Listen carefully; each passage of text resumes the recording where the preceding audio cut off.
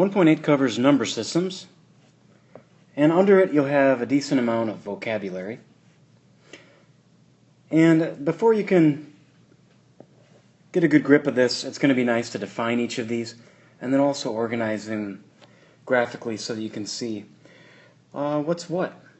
The types of problems that you'll end up doing is that you'll classify the numbers, and so if you see something like 5 out of 22 or 5/22, you'll be able to say what types of numbers that is. In the last part of the video, we'll spend some time on something called the closure property, and we'll wait for the second video before graphing them. Let's dive right in. Okay, so as far as vocab goes, let's talk about natural numbers first. And I think this is best to be seen with the clear examples. So after it says natural numbers in the colon that's there, write 1, 2, 3, ...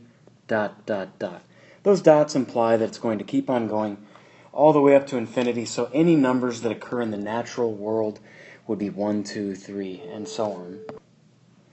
Now, I'm going to leave a little bit of space just to fit one extra number in, but the whole numbers are the exact same, beginning with 1, 2, 3, ... except only there's a new addition, and that new addition is 0. So believe it or not, 0 was avoided by a lot of societies for a while because it kind of confused people. So whole numbers include 0, and that's the only thing that makes it different from natural numbers. Integers bring in the world of negatives, so instead of just counting to the right forever and then adding 0 into the mix, integers end up counting from forever to the left, beginning at like -3, -2, -1 to show the pattern that we're coming from the negative left side of the number line, crossing at 0, 1, 2, 3. So it's like all whole numbers are integers, but then integers also add on this whole negative realm as well. If you weren't sure what I just said there, I said realm, like a whole world of new numbers. Now rational numbers. I want you to actually take out a pencil and I want you to underline this. And where it says rational, underline the word ratio, and it helps me understand that rational numbers can be written as a ratio of two numbers. So let's just throw an example in there. If I had 1 over 7, that is the ratio of having one part of something out of its 7 total. So I could write that as a ratio. Now, think about 16/10. 16 out of 10 would be the same as 1.6, and I'm using tenths on purpose because, if it is shown as a decimal, you might want to be like, well, if I see a decimal, like 1.6, I guess that's not a rational number. But the thing is, you can write it as a ratio, so that is a rational number. I threw a negative out in front of there just so that we can use an example that doesn't really matter. Now with numbers, sometimes you'll see patterns that repeat forever, like 3, 9, 3, 9, 3, 9, to the right of the decimal point. Well, if I know that it goes on forever, I could just write 3 and then 9, because then the pattern continues itself, and put a bar over that. Likewise, let's say the pattern was 3 digits, like 231, 231, 231. If you knew that that continued forever, I'd put the bar over all of those. Something else you might see is 23434, and what I'm stumbling over with my speaking here, I'm sorry. The 2 doesn't repeat itself, but it looks like the 343434 does. So you could just write this as 0.234 and sneak the bar above the 34. Now hopefully you've seen repeating decimals before. Now repeating decimals, although they might seem like they cannot be written as a ratio, they can. So I'll put a decimal point here and then just 4, 1 with a bar above the 4 and 1 to show that that can be written as a ratio. Now I know I have a blank down there, but there's something that kind of eluded people for a while, and I'm going to talk about it for just a second. There was once a man named Pythagoras, and Pythagoras might be known for his Pythagorean theorem, even though he took it from the Egyptians well before him and the Greeks. But he was a big guy who put a lot of faith in math and even kind of had a little bit of a cult. So his cult kind of felt that there was harmony in numbers and that meaning to life and things could be found and that there should be balance in all things. And so if you think about something like the square, then what should be more perfect than the square? And he's like, well, what if you had a square? Well, if one side was equal to 1, then you'd know that all 4 other sides would be equal to 1. And of course, you have a 90-degree angle here, and really everywhere else on the corners of a square. But whenever he started working on squares and drawing a line from one corner to another corner, creating a diagonal, when he went to find the measurement of that diagonal of a square, he found something very peculiar, and he found that that value would be the square root of 2. Now, if there was perfection in the world and harmony in numbers, well, then square root of 2 would have a really interesting pattern as it repeated its numbers. But this is what he found instead. He found that it was just a bunch of kind of chaos that didn't really repeat any patterns. And so he had all these people that followed him in his cult, so he kind of wanted to keep this quiet. He didn't want a lot of people to know about this. And as the story goes, it actually angered people, and he got himself in trouble with some guys in power. And by the way, no, never mind, I'll finish my story first. So he was also, as a cult leader, had the belief that beans were bad because we know what they do to our bodies. So he was running away from these guys, and these guys were all chasing him with spears. And so he started to run into a bean field. But because of his cult belief, and by the way, I have no idea what a bean field looks like. Because of his beliefs in his cult, he ended up at this bean field, and he had 2 choices. It went forever in one direction and forever in the other direction. So his only option, if he wanted to escape these men following him, was to go through the bean field. But as the story goes, he was so opposed to beans because of his cult beliefs that he actually froze in place right here and let the guys capture him and then later kill him. So that's the story of Pythagoras, apparently, which, if it's to believe, that's kind of wild to me and also pretty interesting. Now, the reason I also bring that up is if I think of that behavior is not very rational at all.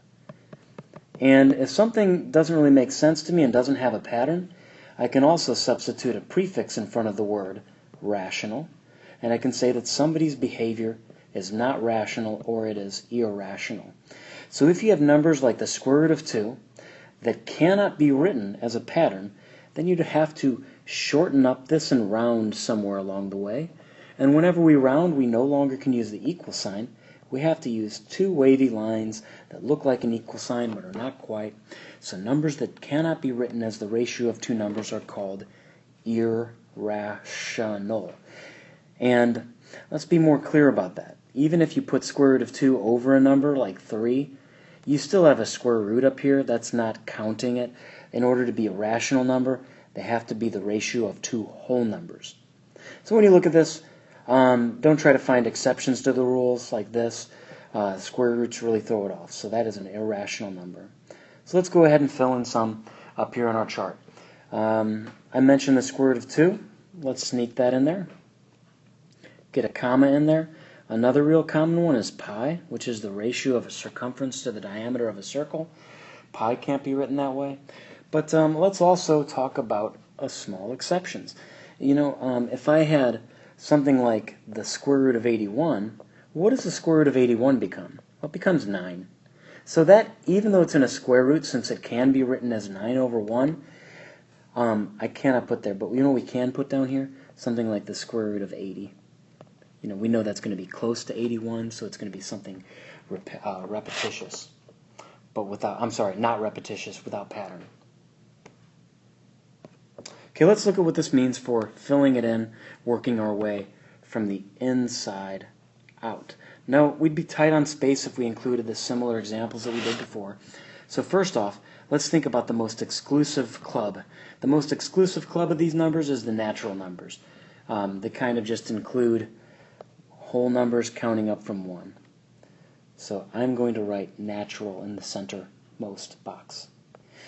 And actually I'm able to fit 1, 2, 3 in there. So as that grows out, and we look here, well, natural numbers, like 1, 2, and 3, they're not just natural numbers. They're also whole numbers. So we can have whole numbers as grabbing natural numbers, so that's going to be in the second box. If you can fit that in, do it. Keep it clean. If not, just worry about it saying whole numbers and maybe throwing 0 there to help you out. However, it's going to be most clear to you. So all whole numbers are natural. I'm sorry, all natural numbers are whole, but not all whole numbers are natural. So now we're going to move our way out, and you probably can guess from the table that it's going to include integers.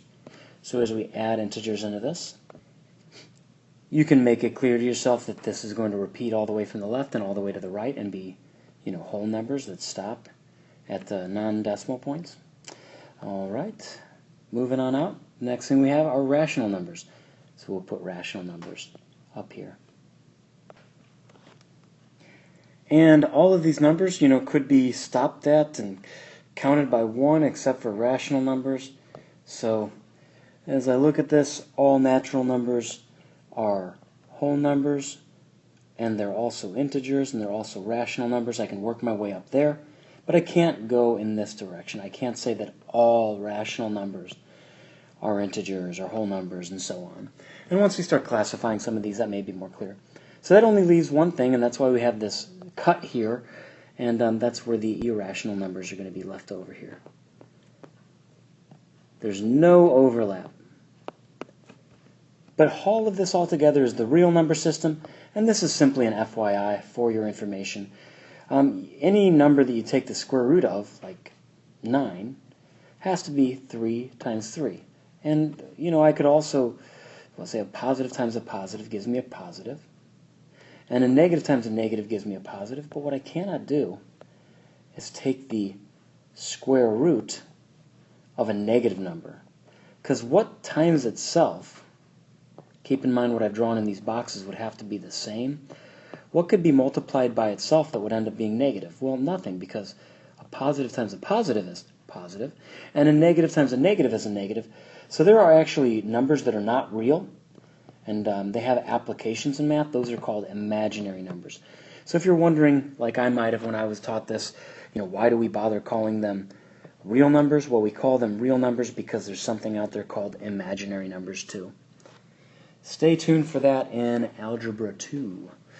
Classify real numbers. So now we have to go back to our resources that we've constructed, like this graphic organizer or the list of vocab, to answer these. So before we even begin 5 over 22, let's make sure we read the directions. So it says name the set or sets. So there might be a bunch of number sets that these belong to. So name the sets of numbers to which each real number belongs. I'm going to zoom in on 5 over 22. And first and foremost, in your head, so I'll show this in red, does this simplify to a nice whole number? Because that's going to change our feeling. Because if it was 4 over 2, I'm not going to be like, oh, well, it can only be a rational number. No, I'd have to simplify it first because there might be more number sets that it belongs to. Well, 5 over 22 can't be simplified, so I know that it's simply the ratio of 5 to 22. I know that that makes it a rational number. So I'm going to write the word rational numbers. And then I'm going to look back just to double check myself, and 5 over 22 doesn't look like a negative number that's stopping and counting. It doesn't look like 0, 1, 2, 3, and it definitely doesn't look like 1, 2, 3. And if I were to divide these, I would get some sort of pattern, or it would stop nicely. So I'm not going to consider that irrational. Okay, let's go left to right, so I'll move over. Clear the screen and move over. Square root of 81. Like I was saying earlier, the temptation would be that, oh, I see a square root like square root of 81. I guess it's going to be an irrational number, but first we take our calculator out or simplify it in our head. So what mystery number times itself ends up giving us 81? Well, that number is 9, and not like 9.03. It is exactly 9. And since it is exactly 9, we know that it is a, I'm going to sneak a semicolon in here. We know that the square root of 81, once we simplified it to 9, is natural, because it's not 0, whole, because if I counted up I would get there. We know that it's an integer, but we also know that it's a rational number, because if I wrote it as a ratio of two numbers, I could consider it as anything I wanted, but 9 over 1 would give me 9, 18 over 2 would give me 9, and all sorts of other combos. So the frustrating thing about these is there's some decent writing involved. So under the real number world, we're going to end up saying that this is natural. We're also going to say it's whole. We know it's an integer. And we also know that it's rational.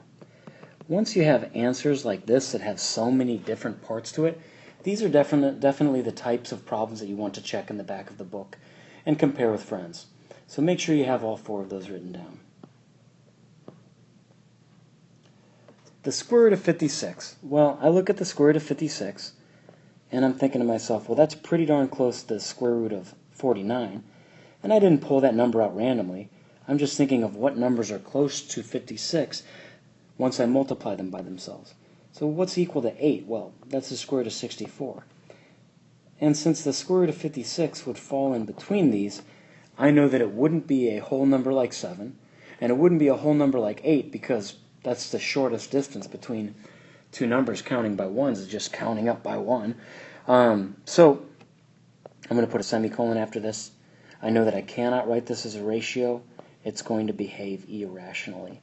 And if you have your calculator out, type that in and see what you get. Now I know you can write this down, so pause the video. I'm going to keep on moving. Now I see this and I'm like, oh, cool, great. Surely this becomes 3.4 because I see 9 and I see 16. But don't get too anxious. Don't get too jumpy just yet. Take that calculator, type negative, which is really totally unnecessary. You don't have to type that in, 9.16 and see what you get. Well, if you type this in, you'll see that it's not going to be something I can write with a definite equal sign. I'm going to have to use a approximate symbol. So I got 3026555, and it's going on for a while. And I think that that's going to make this an irrational number.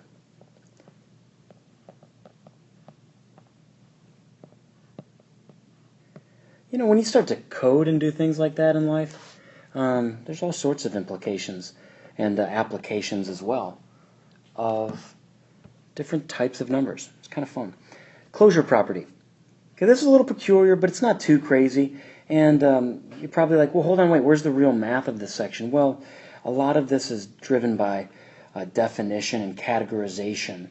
And I'm using some big words here, but you could look them up if you need a little reminder. But if I'm categorizing something, I'm just putting it into categories. So let's talk about the closure property. Let's think of an example before we jump into this. Well, if I have a natural number like 3 and another natural number like 4, I will end up with 7. And 0 is not involved, and all that other stuff's not involved. So I bet that if I take a natural number, add another natural number, I will always get a natural number. And so if I can add 2 natural numbers and get the same set as a result, I would say that that is a closed operation. And not just any operation, be specific to what I just chose. I chose addition, so I would say that this is closed under addition. Now let's see more of those. If that was quick, more examples might help. And if not, keep in mind, this is about 18 minutes in. Pause the video, jump back, or make a note that 18 minutes is when I started talking here, and you can jump back later. Closure property, determine whether each set of numbers is closed under the indicated operations. So whole numbers, multiplication. Well, I know that 2 is a whole number, so I'm writing a couple of these down. I know that 4 is a whole number. 2 times 4 is 8. So my result was also a whole number. Great, awesome. I assume that now I can say it's closed under multiplication. Not so fast, kids. The reason you don't want to be too quick is you want to make sure that you can look at the weird oddities, the exceptions. So let's jump back to what a whole number is really quick. Oh yeah. See this one? That's 0.